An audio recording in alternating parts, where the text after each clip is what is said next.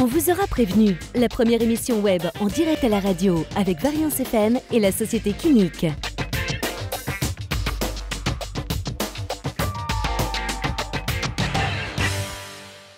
Donc nous sommes en compagnie de Pierre Boulanger, réalisateur du film Bye Bye les puceaux. Bonjour. Bonjour. Alors le film raconte l'histoire d'Inès et Abdel qui décident de faire leur première soir ensemble sans forcément se connaître. Donc est-ce que vous pouvez nous en dire un peu plus ? Oui, alors à travers ce film et donc l'idée d'une première fois entre deux adolescents qui ne se connaissent pas, il y a aussi l'idée du non-jugement, du regard qu'on porte sur l'autre. Pour accepter une telle aventure, il faut une ouverture d'esprit et à l'adolescence, c'est assez difficile de se départir du regard des autres et du coup voilà, c'est un peu l'enjeu du film, c'est comment on réagit par rapport au groupe, comment on se construit individuellement par rapport à un groupe, quoi, et résister aux pressions du groupe. Et justement là le film se passe dans une cité, donc voilà c'est encore plus dur pour notamment une fille. Notamment une fille, mais une spectatrice m'a assez justement dit qu'elle trouvait intéressant la façon de traiter la difficulté aussi du garçon. Donc pour moi, dans les deux camps, c'est difficile, quoi. Et, effectivement, la fille, quand on dit perdre son pucelage, c'est quelque chose qui paraît plus important et on est forcé de le constater puisqu'il y a quelque chose de physique qui se passe. Mais pour le garçon, il est bouleversé par des émotions aussi qui sont semblables à celles de la fille. Donc je me suis vraiment attaché à développer les deux personnages sans qu'il y en ait forcément un qui prenne le dessus, ce qui était le cas dans les premières versions d'écriture du scénario. Mais je voulais que les deux soient sur un pied d'égalité aussi face à cet acte-là, au passage à cet acte-là. Je dis pas qu'il passe forcément à l'acte dans le film, je ne voudrais pas révéler. Justement, il y a une différence entre le garçon qui lui poussé par ses potes à le faire et d'un autre côté la fille qui elle... ses amis lui disent non, fais-le pas.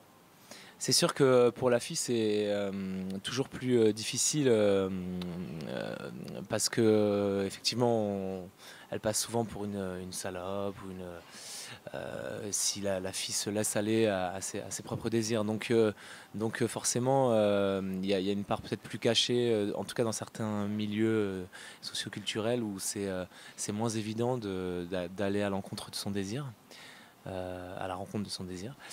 Du coup, oui, pour la fille, ça va être tout un nœud gordien dans l'histoire. En tout cas, la façon dont elle va pouvoir réussir à aller au bout de ses envies qui sont pourtant très assumées de son côté. Mais ça n'a pas l'air d'être de la vie de tout le monde dans son entourage. Voilà.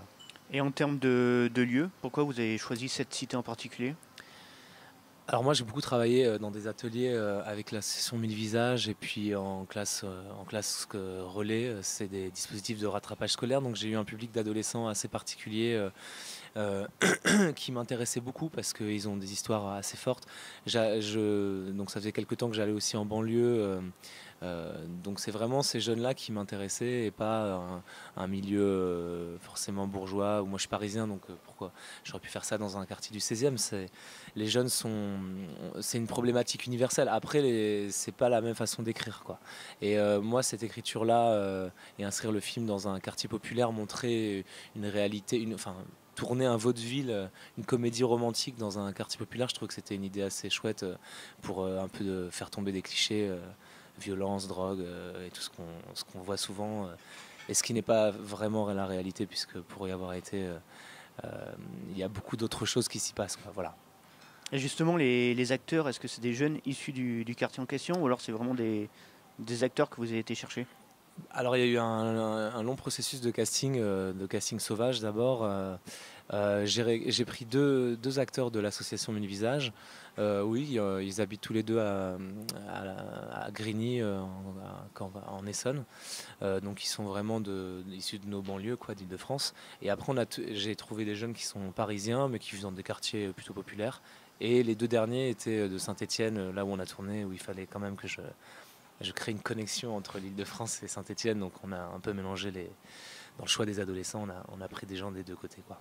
Et la conception du film vous a pris combien de temps ? C'est quand même un processus assez long, mais on a eu un peu de chance dans le sens où Euh, Assez vite, on a eu une région qui s'est intéressée, la région Rhône-Alpes s'est intéressée au projet, et de ça, la chaîne a suivi et ça a pu amener un tournage assez rapide. Mais je dirais au moins du tout début de l'idée à la fin du projet, il y a quasiment 2 ans, ouais. 1 an et demi, on va dire. Alors vous êtes aussi acteur. Ouais. Qu'est-ce que vous préférez, être devant ou plus derrière la caméra? C'est deux métiers différents. Moi, j'aime beaucoup les deux. Après, c'est vrai que quand on est derrière la caméra, je dirais qu'on est plus connecté au tournage. On a plus de liens avec l'ensemble des personnes sur le film, parce on est obligé de communiquer avec tous les techniciens, avec la production, avec les acteurs. Alors qu'en tant qu'acteur, il faut être très concentré dans son travail, et souvent on arrive sur le plateau dans son personnage, dans l'idée qu'on va jouer une scène, et il y a moins comment dire, il y a moins de communication avec le reste de l'équipe.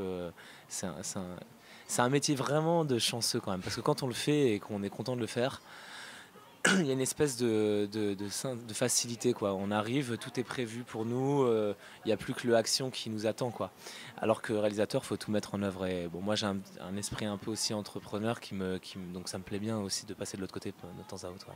Et justement, voilà, le fait d'être passé par le côté acteur, est-ce que ça vous permet de donner des conseils à vos acteurs lorsque vous réalisez des films? Moi j'ai fait des longues études de théâtre, j'ai beaucoup joué aussi, donc effectivement je pense qu'il y a il y a une espèce il y a un regard, en tout cas vraiment avec beaucoup d'empathie sur les comédiens, ce qui n'est pas le cas de tous les réalisateurs, qui parfois sont plutôt techniciens, et il y en a qui sont assez mal à l'aise avec l'idée de diriger des comédiens.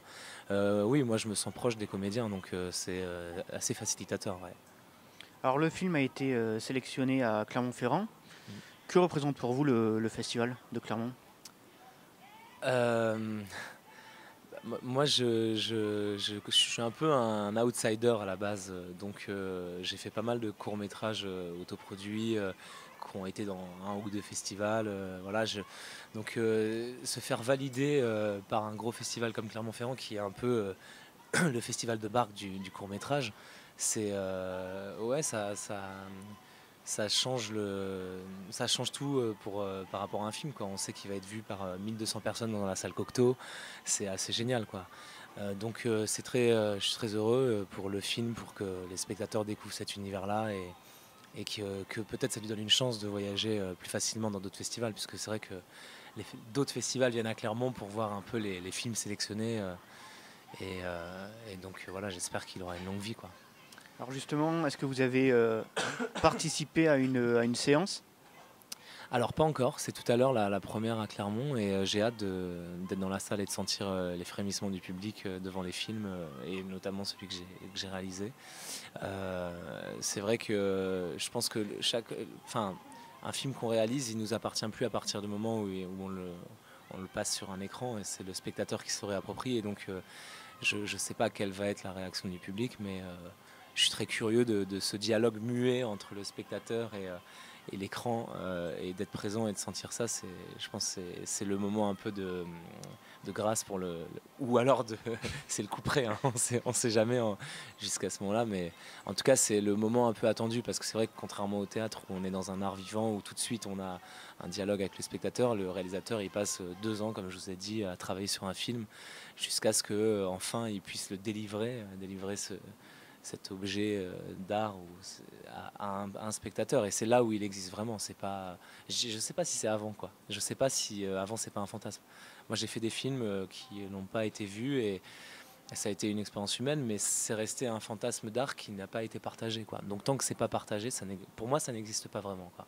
De votre propre volonté ou Ah non, non, non, c'est Ah oui. le problème, c'est que le court métrage, peut-être il y a une vingtaine d'années ou une quinzaine d'années, c'était une niche euh, avec une grande visibilité. Et là, j'ai l'impression que tout se resserre, qu'il y a beaucoup plus de films qui se font, c'est de plus en plus sélectif. Finalement, les festivals étaient créés pour qu'il y ait une visibilité, mais là, on sait que la sélection elle a reçu 1850 films, je crois, elle en a pris une cinquantaine.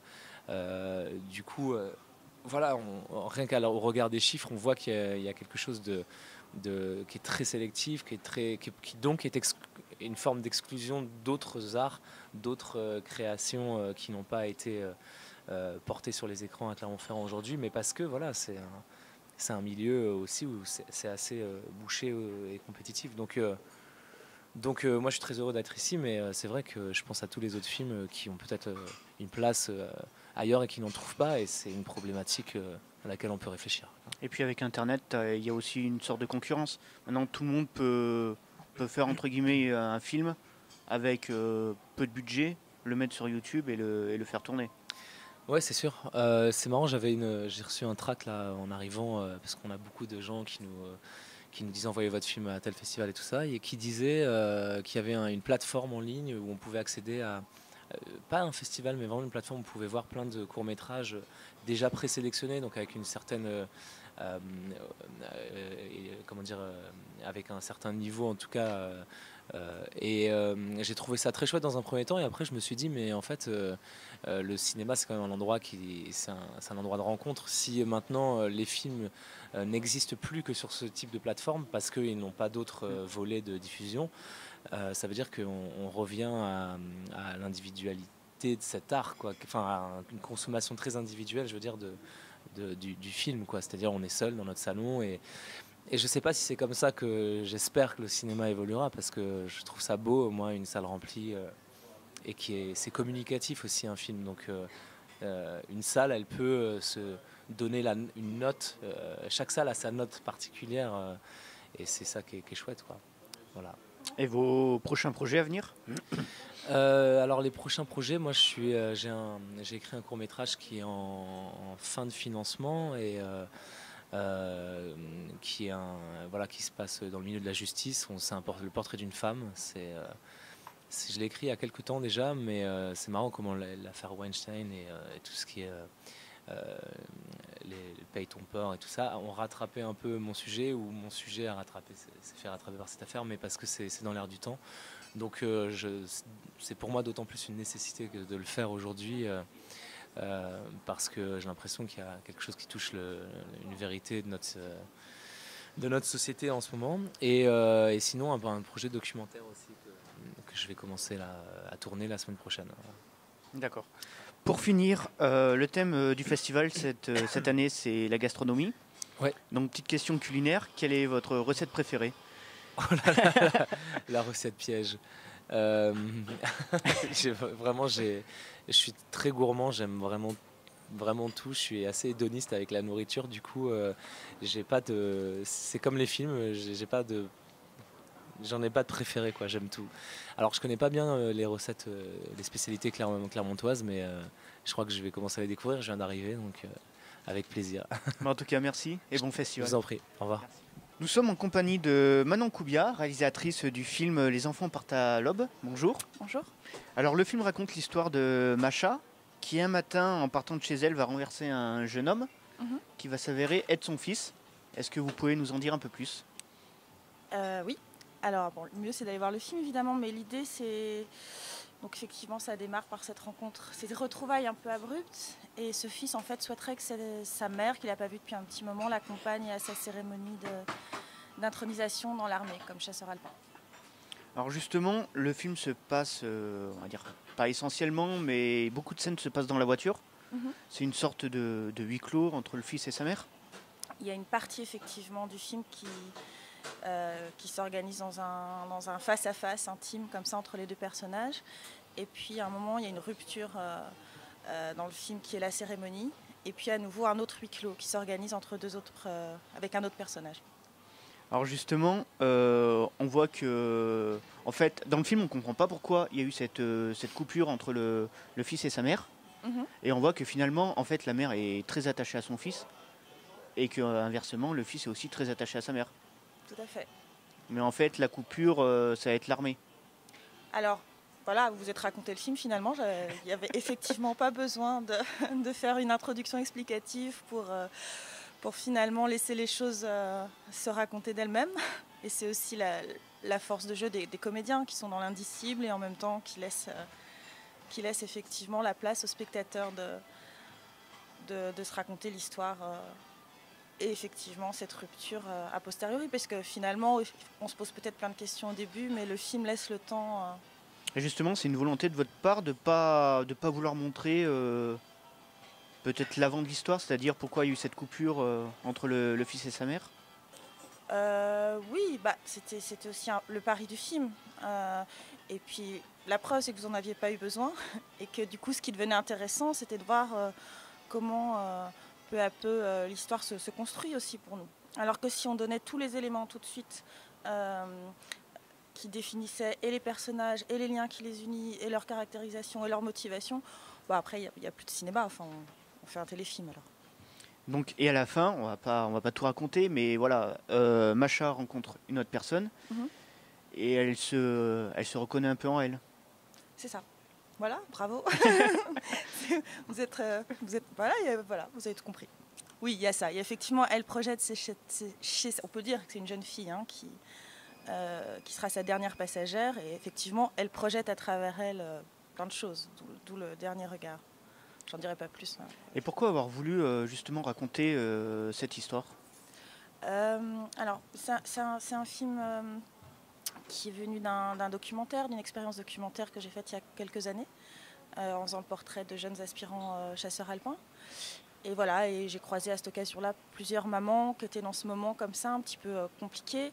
Et voilà, c'est parti de là. J'avais envie de raconter cette émotion complexe parce que c'est à la fois de la tristesse, de la fierté, du tirail. Enfin, c'est plein de choses contenues dans ce moment précis de la relation. Et je trouvais que c'était un chouette pari aussi en termes de jeu, d'écriture, de non-dit, de silence, tout ça. Justement, voilà, on arrive à comprendre l'émotion de Masha, mais par contre, Mo, son fils, on a du mal à vraiment à comprendre ce qu'il ressent, ce qu'il pense. Oui, il y avait aussi l'idée qu'elle est face quand même à quelqu'un d'extrêmement plus... c'est quelqu'un qui est de marbre, qui a très très peu de fêlures comme ça. Et en même temps, il y en a quelques-unes. J'espère, pour vous. En tout cas, c'était l'idée. C'est que les moments, il va sourire peut-être 2 fois dans le film, mais qu'il fallait que ces moments-là impriment du coup le spectateur. Et qu'on se dise, il y a quand même... Voilà, c'est lui qui est venu la chercher. Il a quand même envie que sa mère soit là. Mais c'est pas si simple. Mais on ne sait pas pourquoi au début, en fait, il est tout proche de la maison de sa mère. Oui, alors après, oui, vous n'êtes pas raconté que c'était volontaire. Bon, après, je n'ai pas trop envie de raconter le film, mais il y a une provocation de sa part, évidemment, dans ce début de film. Et de la mienne, du coup. Il y a aussi un moment, enfin, je ne sais pas s'il est marquant pour tout le monde, mais moi qui est marquant, c'est lors de la cérémonie, où il y a eu où il demande à sa mère de prendre une photo avec le portable. Oui. Et on voit qu'il... Il est déjà plus là. Il est plus là. C'est ça. Et je voulais vraiment que cette photo se fige, qu'il y ait quelque chose, un regard qui se fige. La jeune fille est encore là, elle est présente. Elle donne un regard à cette femme qui est dans son vis-à-vis, et lui, il est déjà parti. Voilà, c'était une manière de créer ce décalage. Et en termes de tournage, vous l'avez tourné où ? Alors, je l'ai tourné en Haute-Savoie en partie. Non, presque tout en Haute-Savoie, en fait. Sachant qu'on avait effectivement, on était liés à la caserne, puisque tous les plans de cérémonie sont réels, que c'est une vraie caserne et que c'est des vrais recrues qui ce jour-là étaient réellement intronisés. Donc le tournage s'est organisé en Haute-Savoie, qui est aussi par ailleurs ma région natale, donc que je connais très bien. Et en termes de casting des acteurs, comment ça s'est passé ? Très bien. C'était évident assez vite. Pour le jeune homme, j'avais rencontré beaucoup de jeunes hommes sur Paris, et puis finalement, je suis revenue, j'ai étudié en Belgique, donc j'ai un socle de cinéma très fort là-bas. Et du coup, je suis revenue sur Bruxelles, et j'ai pris le temps de rencontrer des jeunes, pas dans un rythme où à Paris ça s'enchaîne beaucoup plus vite. Et du coup, quand Josepha et Mo, les personnages dans le film, sont apparus, c'était évident assez rapidement. Et puis pour Relia Petit, c'est quelqu'un que j'avais déjà vu dans des petits rôles, et puis qu'on m'a soufflé un peu peu de temps avant le tournage. Et tout de suite pareil, c'était évident. Et même la rencontre entre les trois, je pense que le film leur doit beaucoup, effectivement. Alors le film est dans le programme Région, au Festival de Clermont-Ferrand. Est-ce que c'est important pour vous qu'il existe justement un programme consacré uniquement aux films en région ? Est-ce que c'est important pour moi? En tout cas, je trouve ça bien qu'on donne une visibilité au film, telle qu'elle soit, finalement. Donc, c'est prétexte à un programme, voilà. Film en région. Alors, après, oui, moi, je suis attachée à ma région, donc je tourne que dans ma région, parce que, voilà, parce que c'est là que les émotions premières sont nées, on va dire. Donc, mais aujourd'hui, les régions, bon, qu'est-ce que ça pourrait dire d'autre, si ce n'est qu'un sentiment très, très intime, personnel. Un programme région, voilà. C'est juste une occasion en plus de montrer son film. Et est-ce que le film va passer par d'autres festivals? Est-ce que c'est prévu pour le moment ou... Oui, là, il y a d'autres festivals, je crois, du côté de l'Amérique du Sud, il me semble. Et bon, il a fait sa première au mois de mai, donc au Festival de Cannes. Donc après, les choses vont petit à petit s'amenuire, on va dire. Mais oui, il y a d'autres projections prévues, mais pas en France, je crois pas. Enfin, j'ai pas l'impression. Je sais pas. Et vos projets à venir? Oui. Ils sont en cours. J'aime bien les formes courtes. Je trouve qu'on peut explorer effectivement des choses plus facilement qu'en long métrage. En tout cas, on nous laisse plus facilement de liberté. Donc, comme ça prend du temps, le long métrage, là, j'attends les réponses, des autorisations financières pour avoir le droit de démarrer mon 3e court métrage. Voilà, qui devrait se tourner à nouveau dans la région, à nouveau dans la montagne, à nouveau dans la neige. J'en veux pas plus. Alors justement, vous le dites, vous aimez plus le format court. C'est pas que j'aime plus, je trouve que c'est une forme, voilà, dans laquelle on est un peu plus libre, en tout cas pour l'instant. Donc ça n'aurait pas été envisageable de faire Les enfants partent à l'aube en version plus longue? Si, puisque c'était un long métrage au départ. Mais je trouvais que là, ça permettait déjà de condenser une émotion. Et je pense qu'il se serait dilué dans une version plus longue, ou en tout cas, il aurait fallu partir sur peut-être sur un autre personnage, peut-être sur le personnage de la jeune fille. Voilà, peut-être un jour, pourquoi pas. Mais là, j'aimais bien l'idée de pouvoir raconter autant d'émotions dans un temps plus resserré, et en même temps, le pari dans un court-métrage aussi d'abandonner des personnages en cours, d'en faire rentrer d'autres, voilà. En fait, j'ai pris dans un court-métrage les libertés peut-être qu'on prend dans un long aussi. Ça m'a été souvent reproché en commission, mais finalement, voilà, j'ai pu faire quand même le film que je voulais. Et justement, est-ce que vous avez assisté à une projection ici à Clermont de votre film? Non, alors c'est très drôle, c'est que je suis entre mes dates. J'étais invitée entre mes dates de projection. Donc on me racontera. Vous n'avez pas eu d'écho encore sur... Je viens d'arriver. Ah. Mais voilà, vous en aurez, vous me direz si jamais vous avez des échos. Pour finir, le thème de cette année au Festival du court-métrage, c'est la gastronomie. D'accord. Petite question culinaire. Est-ce que vous avez une recette préférée? Oui, c'est très très simple. J'adore le pot-au-feu. Voilà. Mais attention, avec vraiment les règles de l'art, quoi, pas... Voilà. Après, plein d'autres choses. J'adore manger en général, mais un bon pot-au-feu, oui, ça fait toujours plaisir. Merci en tout cas, et bon festival à vous. De rien, merci. Donc nous sommes en compagnie de Sarah Arnold, qui est réalisatrice du film Parade. Bonjour. Bonjour. Alors le film nous raconte l'histoire de Margot, une femme qui croit plus en son avenir, qui croit même plus aux luttes politiques, et sa seule motivation dans la vie, ça va être un poisson un peu spécial. Est-ce que vous pouvez nous en dire un peu plus? Vous voulez que je vous raconte le film? Les grandes lignes? Disons que c'est l'histoire d'une jeune femme qui, effectivement, qui a participé à diverses luttes, j'imagine, c'est ce que je me raconte, qui a essayé de changer le monde un peu, de changer les choses, enfin en tout cas de s'inscrire dans une action pour changer les choses qu'elle trouvait injustes, et qui n'a pas trouvé sa place dans ces mouvements, ou qui n'a pas réussi, et qui s'est un peu abîmé peut-être, ou enfin qui s'est un peu qui a échoué. Bon, et qui donc dérive un peu, est un peu à la dérive. Et dans ce lac, je me suis imaginé qu'il y avait une légende, un peu comme voilà, et que cette légende pourrait être un poisson qui prédit l'avenir, hein, comme il y a différentes légendes, le Dahu, bon, un peu partout dans le monde, et que donc cette fille, son désespoir est sincère, elle va chercher une réponse dans l'oracle, enfin, au lieu de, puisqu'elle la trouve pas dans sa réalité.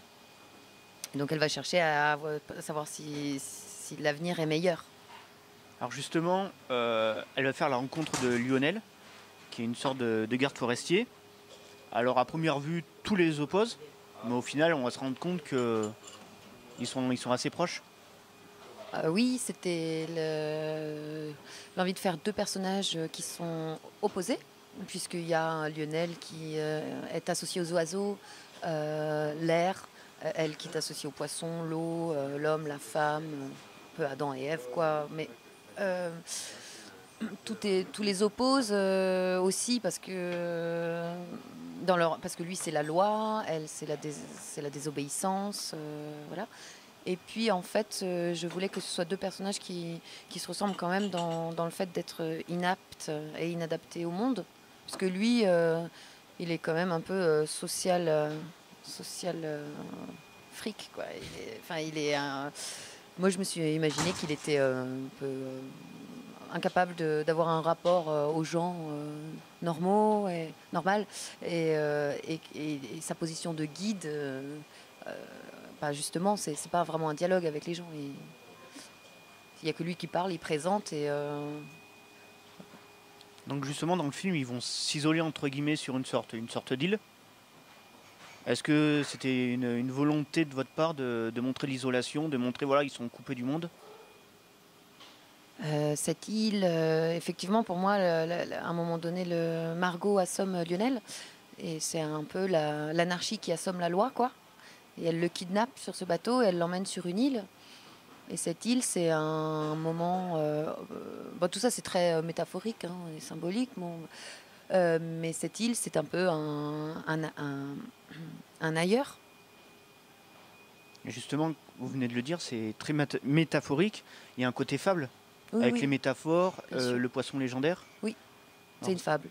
Ouais, c'était la volonté, essayer de faire... une fable avec une comédie, enfin une composante comique, et puis quand même essayer d'aborder des questions plus d'ordre politique ou bien relationnel. Parler de... Oui, se poser les questions comme qu'est-ce que c'est la politique, est-ce que les rapports de couple sont politiques, entre l'homme et la femme, qu'est-ce qui se joue, enfin. Il y a aussi le côté politique. La politique éloigne les gens. Et quand il n'y a plus, on va dire, il y a plus d'ordre de loi, enfin voilà, il y a l'isolation sur l'île. Du coup, ça les rapproche. Et ils découvrent qu'ils sont pas si différents que ça. Oui, j'ai pas bien compris la question. En fait, ouais, voilà, ils sont... La politique, ça éloigne les gens entre eux. C'est-à-dire, voilà, une fois qu'ils sont sur la terre ferme, Lionel est le garde et tout, il fait appliquer la loi. Margot, elle respecte pas la loi. Oui, disons que cette île, c'est un endroit où, effectivement, la loi n'est plus là. Et donc, il se retrouve plutôt à agir de manière plus intuitive et directe, quoi. Et du coup, ça rapproche les gens. Oui, j'avais jamais pensé à ça. Ouais. En termes de lieu de tournage, vous avez tourné où? On a tourné au lac du Der, qui est un lac artificiel dans le Grand Est. Pas très loin de Saint-Dizier. Et le casting, comment s'est passé le casting? Pourquoi avoir pris les deux personnages principaux? La comédienne, j'avais déjà travaillé avec elle pour le court-métrage que j'avais fait avant. Et Pascal Tagnati, c'est Julie Légage donc, et Pascal Tagnati.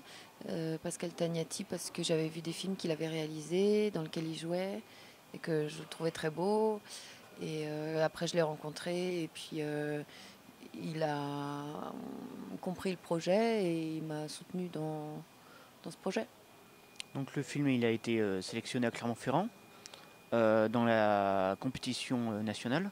Est-ce que vous avez déjà visionné le film en salle? Oui, je l'ai vu dimanche quand on est arrivé dans la grande salle. Et c'était un beau moment. Ouais. Les réactions du public? Bah, bien. Ils ont ri parfois. Je pense que c'est un film en fait qui est, je pense, facile à regarder. Après, il ne nous dérange pas. Peut-être qu'il dérange certaines personnes, mais c'est un film qui est voilà, solaire, lumineux, frais, un peu rigolo, un peu comme un chewing-gum, quoi. Et en termes de diffusion dans des festivals, est-ce que c'est le premier? Non, c'est pas le premier festival. On a eu la première à Locarno, et puis après il a tourné en Suisse, et puis il a été à Montréal, et puis mais c'est la première en France. D'autres programmations sont prévues? On attend des réponses. Et un film comme ça vous prend combien de temps à peu près à réaliser? Là, ça a pris 2 ans. 2 ans. De l'écriture du scénario jusqu'au... Oui. Oui, de 14, 15, 16, 17. 2-3 ans. Ouais. Et vous, personnellement, vos prochains projets, est-ce que vous avez d'autres films en cours d'écriture? Oui, j'ai un court-métrage encore. On attendait encore des réponses pour des financements. Donc on ne sait pas quand est-ce qu'on va tourner ni comment. J'écris un petit peu une histoire là pour une forme plus longue. Et puis il y a un court-métrage qui est dans ma tête depuis longtemps. Et j'aimerais bien le faire parce que sinon il va rester dans ma tête, quoi. Et que j'aimerais bien le voir. En fait, ouais, quand on fait des films, c'est parce qu'on aimerait bien les voir. En fait, c'est nous les premiers spectateurs. Et justement, comment vous trouvez l'inspiration? Enfin, comment les idées de films Est-ce que c'est par rapport à des faits réels de votre vie ou de la vie de personnes que vous connaissez, ou c'est vraiment imaginaire de A à Z? C'est pas imaginaire, c'est des trucs qu'on croise sur nos chemins de vie, qu'on voit à l'extérieur. Par exemple, moi j'ai depuis longtemps, très longtemps, une fascination pour tout ce qui est monacal, cloître, cette espèce d'ascétisme, de silence, de solitude, en fait, le rapport à la solitude. Et bon, c'est ça, je sais pas d'où ça me vient, ça m'intéresse. Par exemple, et du coup, il y a voilà, un cloître, par exemple. Et ça, c'est une image qui va rester un peu comme une graine qui va rester. Il y a des graines qui s'en vont, qui sont pas importantes, et puis il y a d'autres qui restent, et puis qui commencent à faire des racines. Et du coup, à cette idée par exemple, de monastère, vient s'ajouter d'autres envies. Au lieu de faire un film en noir et blanc, j'ai jamais fait, par exemple. Donc voilà, pourquoi pas. Et après, peut-être un jour, on va aller au musée, on va voir un tableau, et puis on va voir un cochon. Et là, tout de suite, eh ben, ça fait une ramification, mais on ne sait pas d'où ça vient. Le monastère, un film en noir et blanc avec des cochons. Je ne sais pas, mais c'est comme ça qu'en tout cas, chez moi, ça marche. Je pense que ça marche un peu pour tout le monde. Pareil, c'est des désirs, en fait. C'est des désirs qui ne sont pas très conscients. Du coup, le film se met à mûrir sur des années, parfois. Ouais. Oui. Des fois ça met longtemps. Ouais. Et puis j'imagine que des fois, c'est très rapide. Ouais. C'est assez beau, la créativité. Je pense que c'est la même quand on fait de la peinture ou de la musique ou un autre art. C'est assez beau parce que c'est vrai que ça traverse un peu les gens. Et il n'y a pas tant de contrôle que ça, finalement. Il y a de contrôle pour la fabrication, pour essayer de comprendre qu'est-ce qu'on veut dire derrière tout ça, mais il y a une partie d'inconscient qui est utilisée pour faire un film. Ça, c'est beau, je trouve. Et du coup, vous l'écrivez toute seule, ou alors vous faites quand même entourer, vous essayez d'avoir des avis de personnes autour de vous pour... Ouais. C'est indispensable, je pense. Écrire un scénario, c'est indispensable d'avoir des avis extérieurs, parce que si on ne le fait pas lire, on ne sait pas si ça fonctionne, ce qu'on est en train de raconter. ne sait pas si en face on comprend l'idée. C'est indispensable. Ouais. Pour finir, le thème du festival cette année, c'est la gastronomie. Donc, petite question culinaire. Quelle est votre recette préférée? Les lasagnes aux épinards. Pourquoi? Oh la vache, parce que je suis italienne. Merci en tout cas et bon festival. Merci.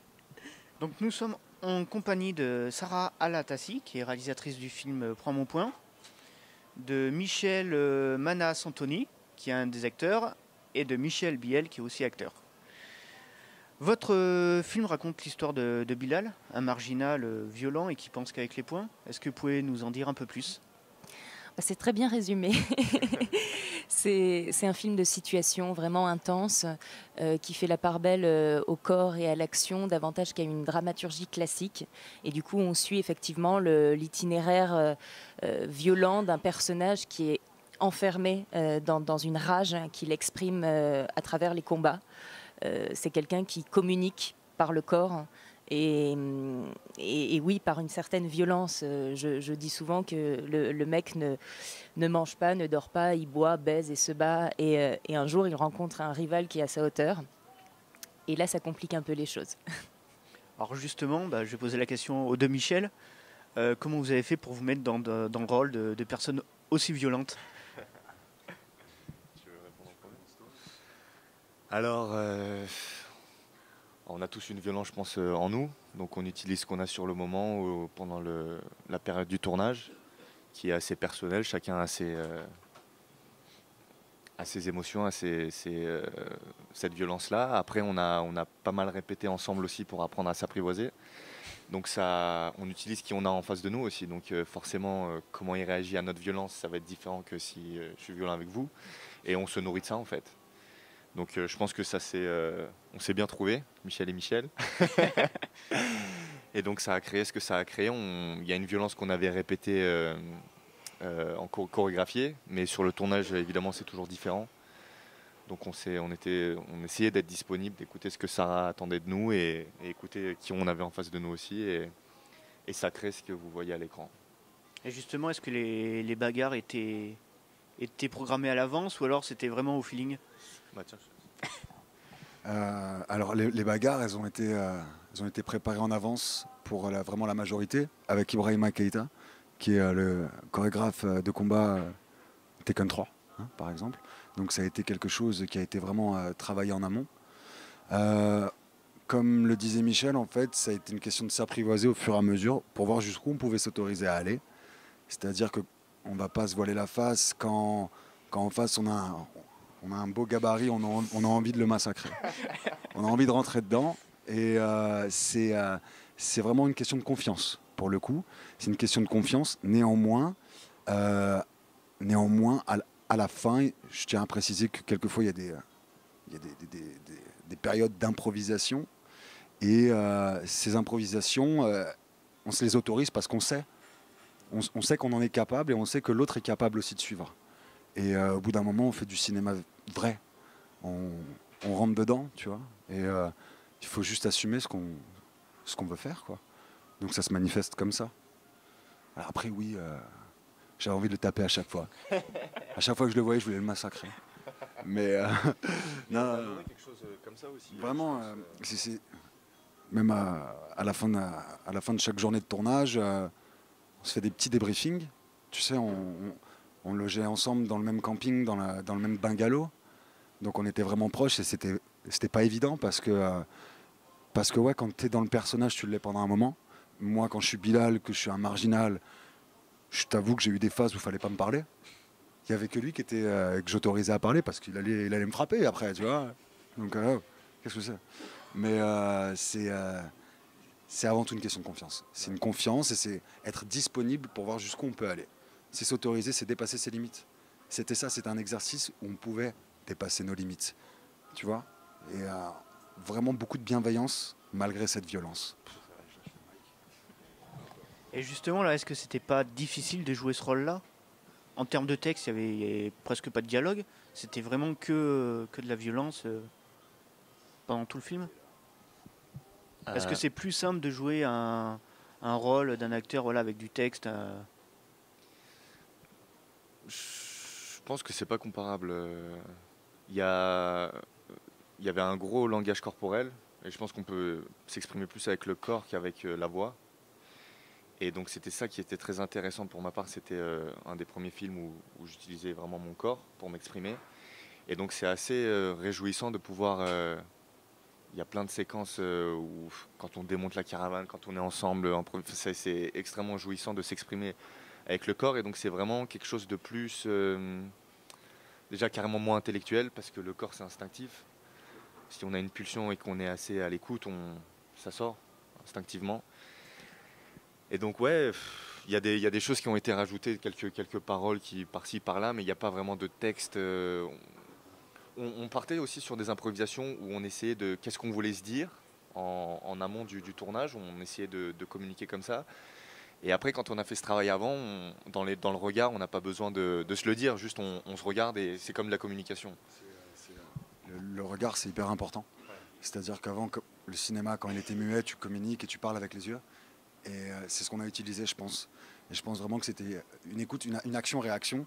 Parce que c'est-à-dire qu'en fait, même pendant les scènes, peut-être à la deuxième prise, troisième prise, tu vois, le regard change un peu, il y a une évolution et tu réagis dessus.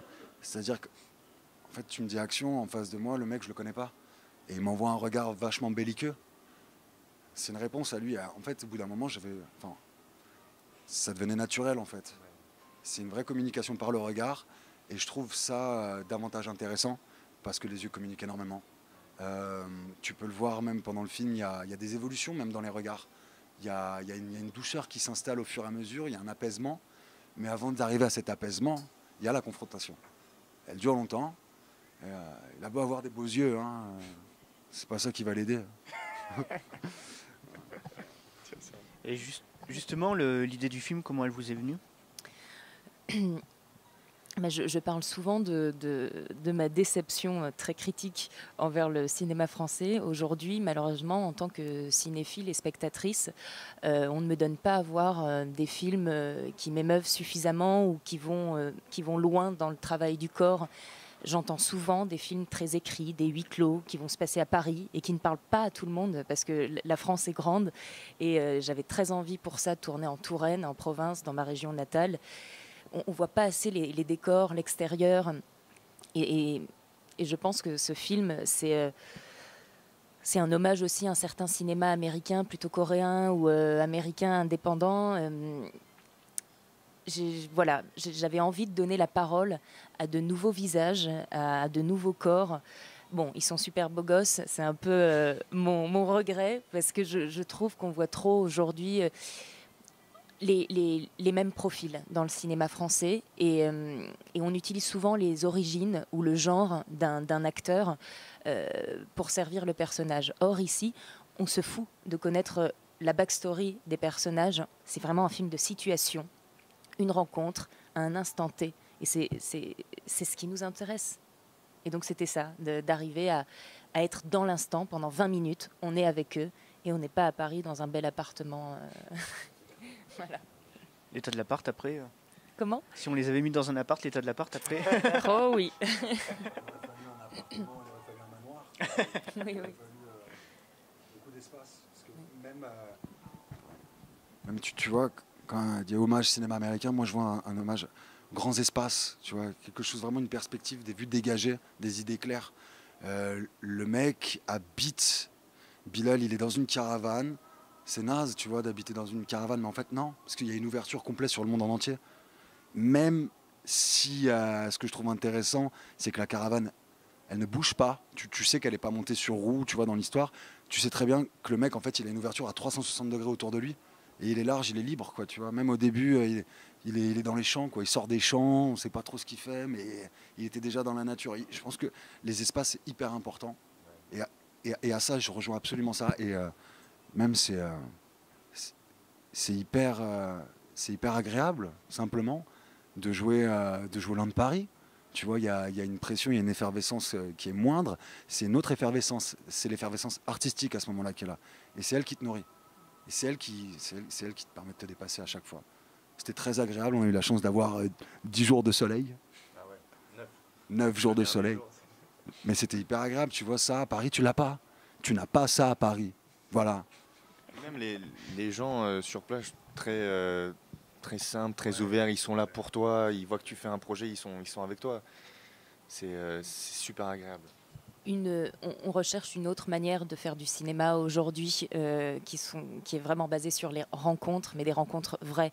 Et tant dans le casting de la distribution que dans le casting équipe, que dans le casting local presque. On a eu énormément de bénévolat, des gens qui nous aidaient gratuitement, qui étaient heureux de participer à cette aventure cinématographique, parce qu'en province et souvent dans les campagnes, on n'a pas ou peu accès au cinéma. Et moi, j'ai envie de faire des films pour les gens en fait, et pas pour une élite qui a 11 balles pour aller regarder le dernier blockbuster. Enfin, un cinéma vrai, plus proche du public, et alors clivant aussi, et pas fait pour tout le monde, mais qui a le droit d'exister, je pense, aujourd'hui.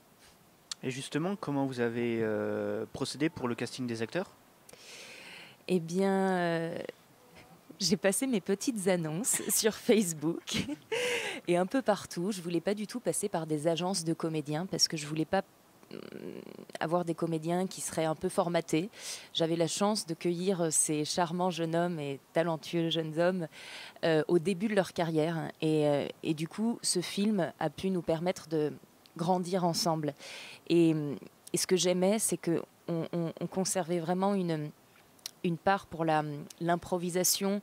J'avais envie de faire un travail avec eux qui soit pas enfermé dans le carcan du texte ou même dans le carcan de la répétition. On a vraiment répété les combats, mais très peu les intentions, pour conserver une fraîcheur et trouver notre justesse à trois, ensemble, sur le plateau. On est partis tous les trois, un peu avant le début du tournage en Touraine, pour aller faire de la bécane, pour découvrir les décors.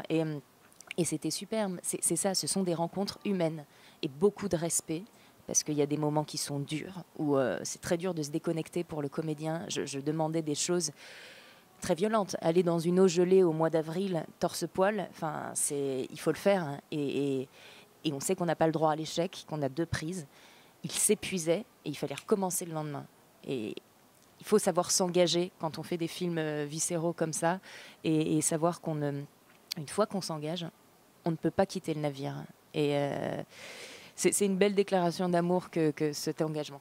Et c'est ça que j'ai beaucoup aimé lors du casting avec Sarah, c'est que direct elle met les cartes devant toi et elle te demande tes limites c'est quoi, on va partir sur ça, elle te montre le tableau, comment ça va être, et est-ce que t'es chaud ou pas, est-ce que ça te fait peur, est-ce que tu t'en seras capable, est-ce que nous a demandé est-ce que tu as une copine, parce qu'on va partir sur presque un mois d'engagement, il faut un engagement total, donc et c'est des questions qui sont très ça reste subtil comme question parce que ça a un impact après. Mais c'est pertinent parce que c'est vrai, quand tu t'engages dans un film comme ça avec une équipe comme ça, y a pas de au bout de 2 jours tu dis pas non, en fait c'est trop dur, je peux pas le faire. Direct, elle voulait savoir. Et ça m'a beaucoup plu. C'est la première fois que je rencontre quelqu'un au casting. Bonjour, tu t'appelles ça, ok. Et tes limites, est-ce qu'il y a un truc que tu ferais pas, et ça m'a beaucoup plu. C'est-à-dire qu'elle a tout de suite pris en considération l'aspect professionnel du comédien. C'est-à-dire qu'elle a tout de suite considéré, même si c'est les débuts de carrière, tout ça, elle considère qu'en face d'elle, elle a un professionnel, et c'est pour ça que tu peux jouer dans son film avec elle, parce qu'en fait, il y a une valorisation de toute l'équipe, et c'est d'un commun accord, c'est entre tout le monde. C'est-à-dire qu'on veut faire un autre cinéma, ok, on en est capable, ouais, on en est capable, on est des futurs pros. En fait, tu sais, c'était une acceptation de tout le monde, tu vois. Et genre, en fait, on s'est tous conditionnés, et puis voilà, on est sorti un très beau bébé. Ouais. Et justement, le film vous a pris combien de temps entre l'écriture et la sortie finale ? Alors, j'ai commencé à écrire au mois d'octobre 2016. C'est un film d'école qui a été produit par l'école La Fémis. J'ai participé à une résidence de 11 mois qui s'adresse à des cinéastes autodidactes et qui permet de financer leur premier film. C'est pas un budget de dingue et tout va très vite. J'ai commencé à écrire en octobre, casting mois de mars et tournage en avril et montage dans la foulée. Donc c'est extrêmement intense. On n'a pas trop le luxe de la réflexion. Donc il faut vraiment savoir s'adapter très rapidement. Donc le film, je ne sais pas, a dû être... la fabrication a dû prendre un peu moins de 8 mois. Voilà, au total. Donc on est super fiers que malgré ces conditions qui sont ultra speed et sportives, le film soit aujourd'hui sélectionné en compétition nationale à Clermont-Ferrand. C'est une grande fierté, un honneur pour nous de le défendre et de discuter avec les spectateurs. Hier, on s'est fait huer à la fin de la projection, des bouts très timides, mais des bouts quand même. Et c'est ça. Tout à l'heure, Michel disait mieux vaut une réaction que pas de réaction. Et le cinéma, il est fait pour impacter. Et on a la liberté d'expression, c'est important. Donc c'est chouette. Et est-ce que vous avez d'autres festivals de prévus pour la diffusion du film ? Oui. Le 18 février, on va représenter le film pour la première fois en Indre-et-Loire, à Tours, là où on a tourné, dans un festival LGBT super engagé, un festival génial qui pousse les frontières, qui interroge beaucoup la question du genre, etc. Qu'est-ce que la virilité, qu'est-ce que la féminité ? Et on est super heureux d'avoir notre place là-bas. Le festival s'appelle Désir, et on est en compétition officielle pour le prix du public. Et on vient d'apprendre qu'on est retenu à Lisbonne pour le festival Indie Lisboa. Et on est trop contents, quoi. Ça commence à bouger, merci Clermont. Oui. On va essayer de voyager à l'international et les rencontres qu'on fait ici nous permettent d'offrir une belle carrière au film. Et en termes de projet, est-ce que vous êtes déjà sur un prochain film ? Oui, grâce au succès de ce film, je vais développer mon premier long métrage. Donc je suis très contente. Et là, je m'apprête à signer avec un producteur, chose que je n'aurais pas imaginée il y a un an, quoi. Donc c'est chouette. Et puis, ce qui me plaît, c'est de voir qu'aussi pour les équipes, le film permet d'élever la carrière. Et mes camarades ici présents ont de belles perspectives devant eux grâce au succès de Prends mon point. Et c'est chouette, quoi.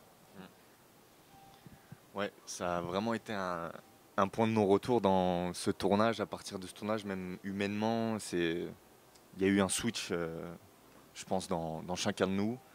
On s'est vraiment découvert et ça fait que renforcer notre envie de faire du cinéma et être engagé. Et derrière, pour ma part, il y a plein de projets qui se sont présentés à moi.